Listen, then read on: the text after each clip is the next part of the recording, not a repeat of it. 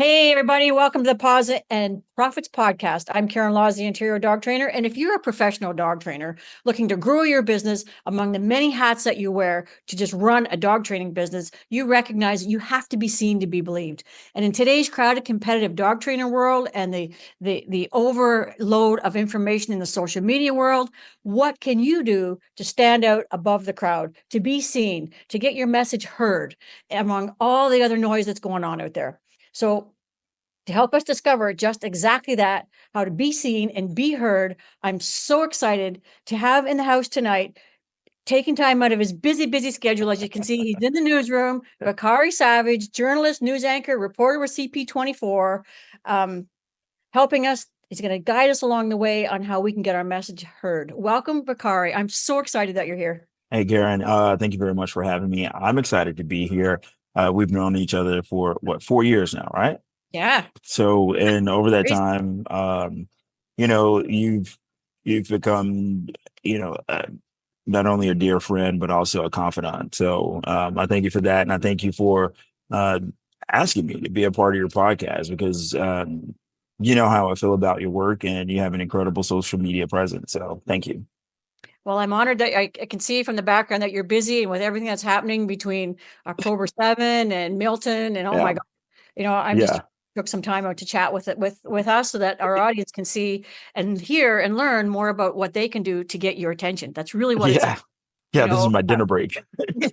well, thank you. It's a good way to lose weight, right? Don't eat, just talk. Yeah, exactly. Tell me about it. Yeah.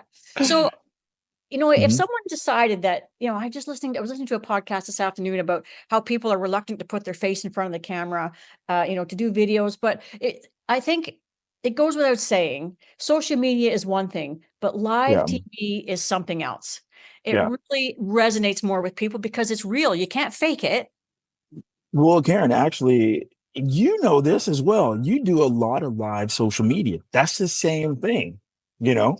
Hmm. That is exactly the same thing. And, that's also probably going to be part of our conversation is, using word of mouth and having that amplified by radio, TV, and or social media. So live is look, live is live. It's different from recorded because you can't mess up. You don't have the room to do that. So no matter what it is, no matter which medium it is, live is live. It's there. For It's sure. real. And you can mess up because when you mess up, that shows that you're real. You just don't want to mess up too bad, right? Okay. Okay. Yeah. And there is a certain component, and I think it resonates with dog trainers. Mhm. And you've helped me a lot with this when we've been on camera together. There's a certain component of being able to dance on your feet. Yeah. When you mess up, you don't want to. And I'm sure this is maybe not. Maybe it's happened to you, where it's not that you said the wrong thing, but you just didn't say the Mhm. right thing. And instead of going, "Oops, can we back up?" You just go, "No, we're moving on. We're moving on." Well, it goes back to one, knowing your information, knowing your craft, and also knowing when you don't have the answer and being able to refer others as to who can help them, how they can get the right information. And that's a good point. And that brings me to that saying that everybody lives by is your network is your net worth. Ooh, okay. Yeah. And so one of the things that we all know, particularly in your business, is relationships that help people that Oh help yeah. spread the word. And so how, if someone's like brand new, you've got a really ambitious Hmm. dog trainer, they got to hit the ground running, they know how to train a dog like inside out, they know everything. And I find this a lot with my Hmm. students in my dog trainer Hmm. training academy. They know how to train a dog, but Yeah. they don't see themselves as entrepreneurs or business owners. And therefore they don't know how to get to the marketing component, which, working with someone like you is part of that. What if they say, okay, I'm confident, I know what to do, I've got a big message, I Mhm. want to be on TV. What would you recommend? What's the first step to get Well, there? first off, I mean, you hit the nail on the head right there. It takes relationship building. So you're going to have to, build that network, build those relationships with, reporters, producers, those who are sort of the gatekeepers for storytelling. Mhm. Again, that's for TV, but there's also the power of social media, where we are in the year that we are in the use of technology with Instagram, Facebook, TikTok, all of these other emerging platforms where you can reach people. That's the key thing. You want to reach people. It doesn't matter by which platform, and of course you're going to reach the most people by using multiple platforms. That's just how it is. Yeah, and so with once again, social media is social media, Yeah. and you touched on something earlier about lives versus, it's one thing for a new dog trainer to make a video and put their face in it, but to go live, oh my goodness, like what you're good at it. You're live on camera all the time. I do Instagram lives, I do Facebook lives, I have private groups, public groups, and but when I get when I get in the studio with you with all the bright lights, it's like deer in the headlights. So what's the secret? What's Well, the well, technique? Karen, we're doing the same thing. We're just doing different platforms. And, I would have to just say the secret is, practice makes perfect. You just have to continue doing it. Also, record yourself, look Uh, back at it, critique yourself. Look, we are our own worst critics. So when you listen to that, that's how you take notes. Look, this is what athletes do before, after games, during practice. They review the footage of the last game, the last match. They look at practices and they use that information. They critique it and they get better for the next time. mhm, It's the mhm. same thing. True, and you often hear that in sports games where they say, "Oh, the teams went in and they've looked at the footage of such and Yep. such and changed their strategy." So that's a Yeah. good point, and I often encourage that in my dog training academy is for just do it, just video yourself. During the pandemic was like the perfect time because there was nothing else to do, and now that we're over that, people seem to have forgotten that importance of videoing yourself and being your own critic actually to get better. Well, Karen, you use those video. You do the same thing when you are training. You have those videos of the dogs, and you go back. I'm pretty sure you go back. How often do you go back and watch those? Well, I watch them when they get posted. And Oh, I do actually watch them because it helps me to figure out where I wanna go next. So I just see, probably watch them, like, frequently, yeah, yeah, without even yeah, realizing it. yeah. Sometimes it's more entertaining than television, but to get back to the television Yep. part, Mhm. um, and your network is your net worth. Yep. Back in the day was only like a couple of years ago for some people.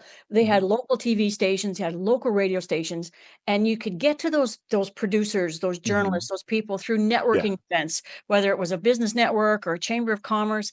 And yet, in a lot of small towns now, and I'm not in a small town, but our local TV station has been because Chorus Entertainment is having some financial trouble, so they closed some stations. Now those options aren't available at a local level, so they have to go broader, into what we call the Toronto base, which is it's like it's the word I'm looking for here. It's hard to stand out, I guess would be my thing. So if how would they build if someone didn't know you? I mean, Mhm. they would know you because you're easy to get along with, you're easy to talk to.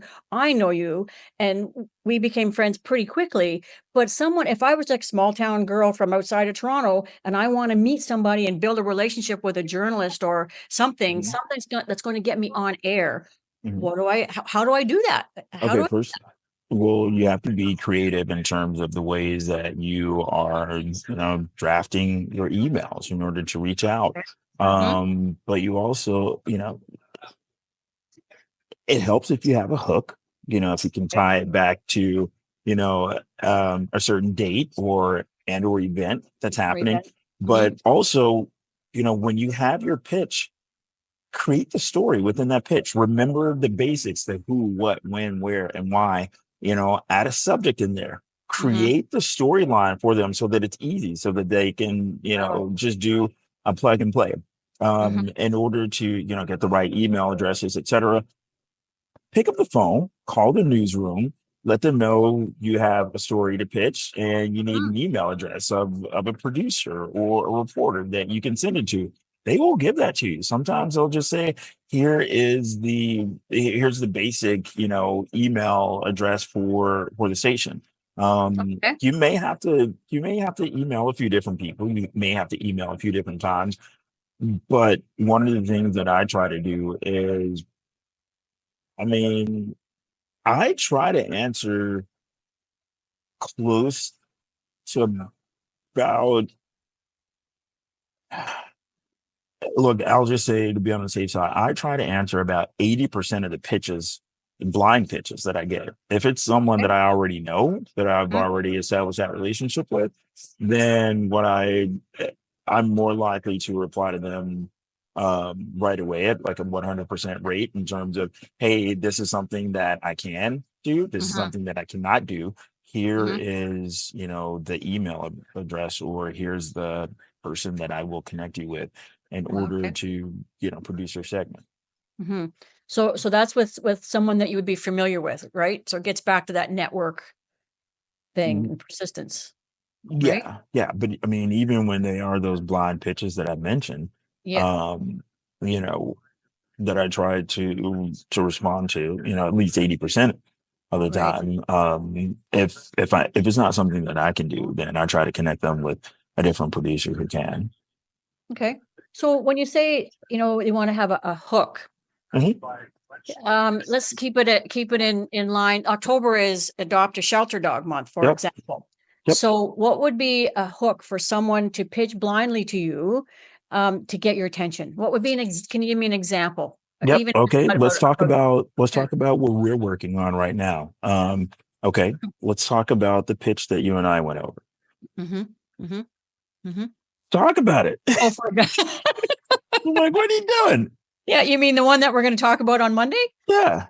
Adopt a dog? Adopt a Yeah. shelter dog? Okay. Yeah. So Let's kind of take us through the steps of how right. we did that, because that'll give people an idea. Okay. So, we kind of started talking about it, and you said, hey, listen, Mhm. October, this is what's happening in October, right?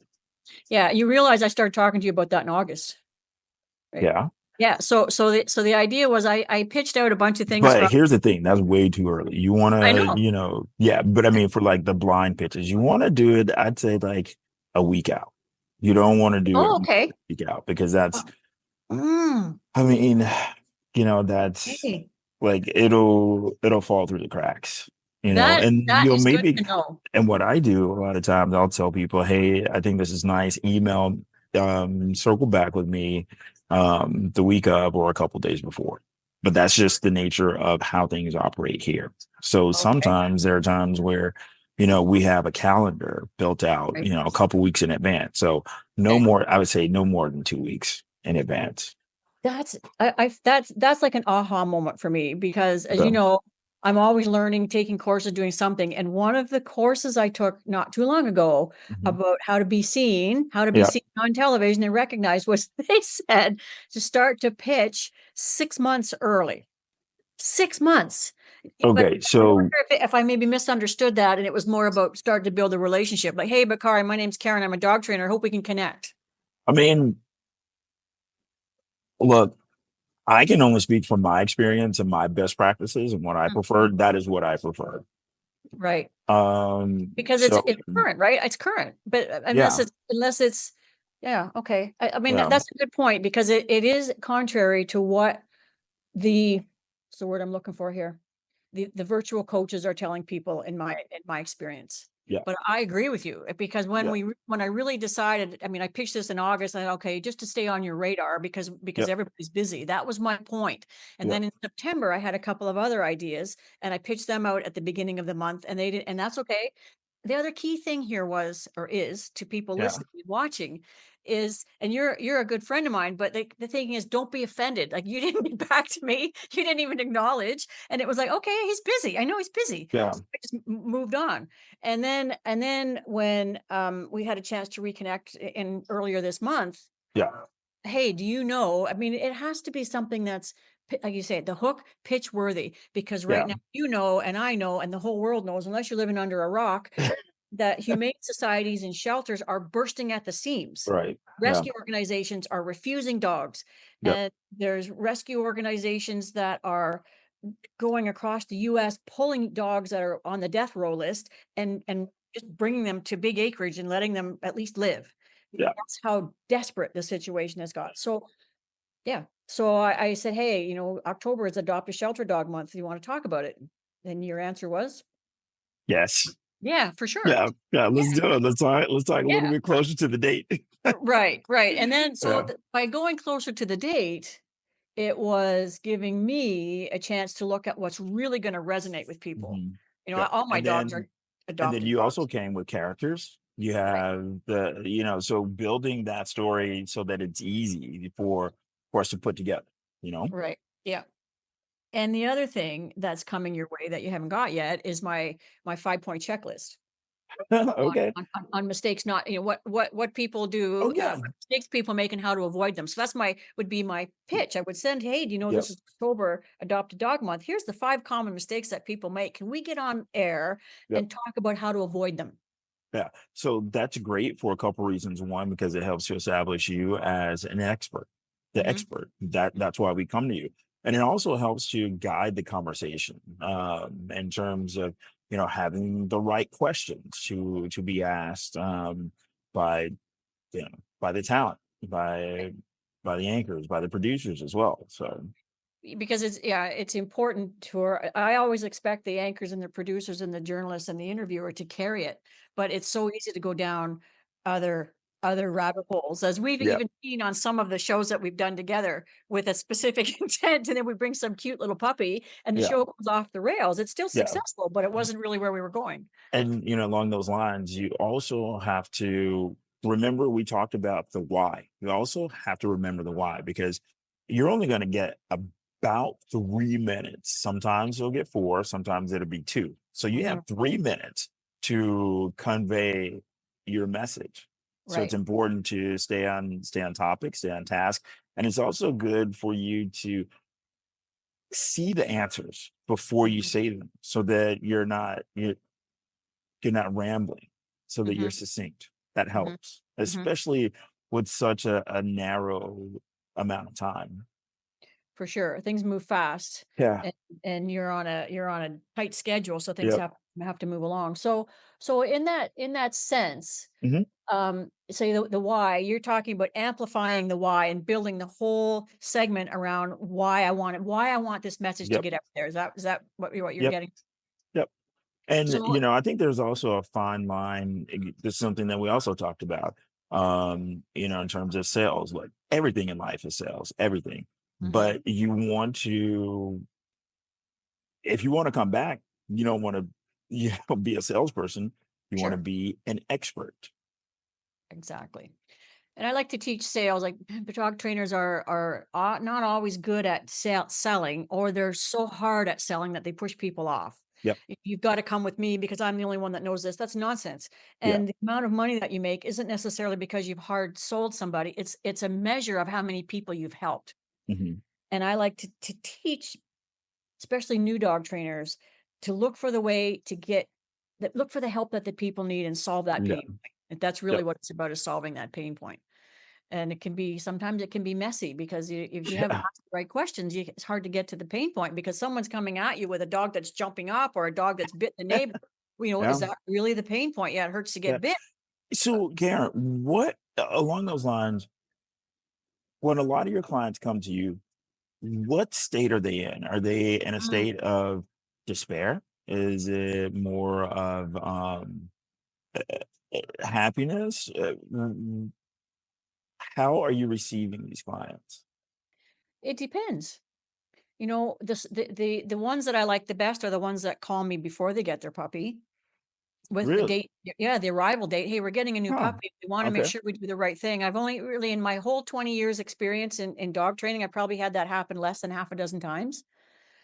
Okay. Um, because I go over the top for those people, congratulating them and letting them know because most of them come in, they're doing the right thing, but they come call me embarrassed because their friends made fun of them. You don't even have your dog yet, and you're already calling a trainer. Absolutely, Oh, okay. absolutely, you should be doing that. Even if you've got a shelter dog October's Adopt a Shelter Dog Month. If Yeah. you've got your eye on a shelter dog, call your trainer now before the dog comes home. And then See, you avoid what they come to then otherwise they're gonna come to you with tension, frustration, a sense of failure, and you have to overcome that. I look at that as a great way to help craft your messages and, your pitches, especially when you are, talking to whichever platform you're using, whether it's TV, radio, social media, identifying like the base of the clients that come to you versus like the base of the clients that would be ideal, like that are, Right. those half a dozen people. So Sure. people are coming to you in XYZ situation Mhm. because they need Yeah, answers, they need help.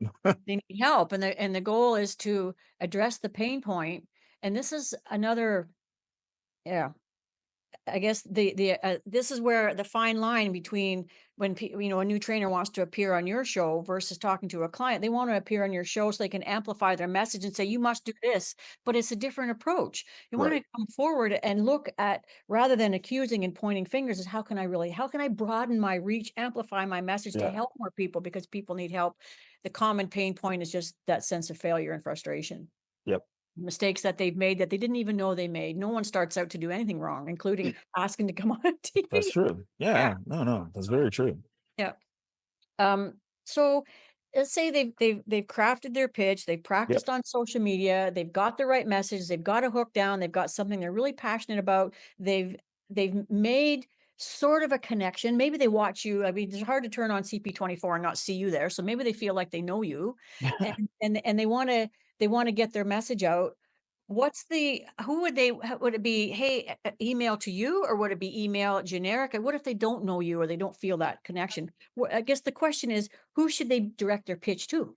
Well, remember, that goes back to, trying just getting through to the newsroom, whether it Oh, is, yeah, yeah. CB24, or whether it is, CBC, whether it is CHCH, just pick up the phone, call the newsroom, because you got to Right. put together your own media, it's your own Yeah. contact list.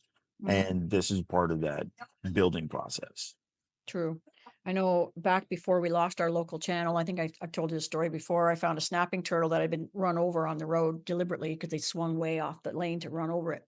Oh, wow. I was furious. So I picked up the phone and I called local media and I said, I have a murder to report here. I have a snapping turtle murder I want to report. And they sent a reporter and we did a pitch on it. We did a Yeah. segment on it and it aired like for 2 or 3 days in a row. And I See? have the sign that sat on the road that said murdered. Uh, see, there you go. Yeah, There and you it go. worked. And I mean, the station's not there anymore, but I saw that reporter several times afterwards and we chuckled Yeah. all the time about it. It was such a good Yeah. story. It resonated. Yeah. So it's having Yeah, I'm a big believer in personality styles. It's having that confidence to know that there's no wrong way to do it. You just keep Yeah. going at it until you figure out the right way. Yeah, there you You go. have to And dig that's down. something that you've been able to master, to get a good Oh, grasp of. thank you.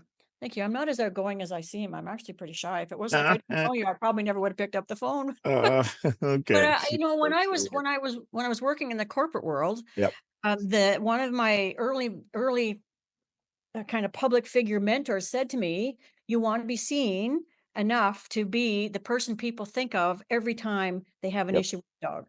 And for years, when I worked in the city or in the town where I live in, I was, because he was my radio contact. I had a television contact, and I was. And then all those stations collapsed, and so then social media came along. So, but you're ready for it when it happens. So, how long did it take you to build the following and the presence that you have now? How long? Oh, I know it seems like it happened overnight when if people are just following me now, but no, I've been on Instagram. I started my business in 2006. Okay. So long before social media was a thing. And I can remember someone saying to me at least 12 years ago, you should get on Instagram because it's this, this, Okay. this, and this. So it took about Uh, that. So that is important to know, more than a decade. And I say that because you just touched on it right there. A lot of people are going to look at it and they see it as, okay, this happened overnight. No, it did not happen overnight. This is the culmination of more than a decade of work. So that's Exactly. something that people also need to be aware of. You got to put in the time, you got to put in the work. And that applies particularly as a dog trainer and as solving dog problems. All of us get these clients that they want the instant fix, but just like building your reputation and your presence on media, it takes Yep. time and persistence. And my line is always persistence pays, Yep. and you I have like to keep that. at it. Yeah. Yeah. All right. We could go on. Well, I'd like to go on, but I know you're running out of time. You've got to get yeah. Yeah, on I your know. way. I was like, persistent space. Speaking of, I got to Yeah. get back to my job that Yeah. pays. Well, again, I really appreciate you taking the time out of your busy, busy schedule. How can people reach you if they do want to reach out and get that pitch to you? What's the best way? Just, email me at work. My first name dot last name at bellmedia.ca.